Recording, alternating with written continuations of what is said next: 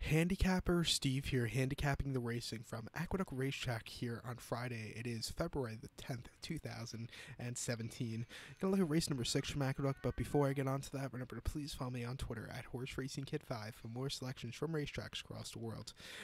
Before I get on to race number 6 from Aqueduct, they did cancel Thursday's program because we're gonna get a shit ton of snow basically.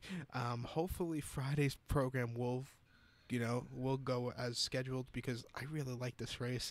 The sixth race from Aqueduct is the allowance race, purse $57,000. It's for 4-year-olds and upwards, foaled in New York State and improved by the New York State bred registry, which have never won 13,001, so the main claim starter, which never won 2 races. We have a field of 6 horses traveling the distance of ground, and the distance you don't see that much anymore anywhere. The distance of ground of 1 mile and 3/16. And I show this diagram. It gives me a second to look down at my notes, so just keep that in mind. 1 mile 3/16. That's about 1,900 meters. And you have a horse in this race that's a heavy favorite who should not be the favorite. That's the one horse, Zabillon. By the way, Zabillon is I believe an Italian dessert with egg yolks, and I believe they put champagne into it. But the one horse, Zabillon, it shouldn't be the favorite. I like a horse in this race, the 2-horse Ode to the Hunt, as a top pick. I'm going to go 2-1-4-6 in the superfecta here. My top pick, number 2, Ode to the Hunt, 5-1. Manuel Franco is on this 5-year-old horse out of Artie Schiller. This horse is a kind of turf horse, but, he's run on dirt a few times, and, he's 2-0, but I think in this spot he should do well, because it's a lesser quality spot.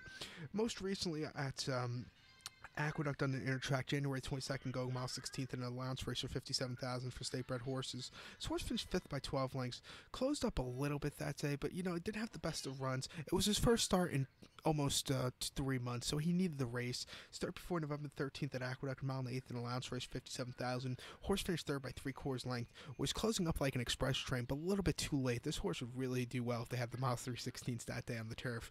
But, he was closing up just a little bit extra ground he needed that day. And then start 4 September 15th at Belmont, mile and 8th in a turf course, and allowance race 62,000. Horse finished 3rd by 2 1/4 lengths. Again, he was closing up just a little bit too late. I think this horse should get some good position here today. I think with the small compact field, less quality horses, this horse should have a very giant run. He hasn't won in quite a while. He didn't win at all last year.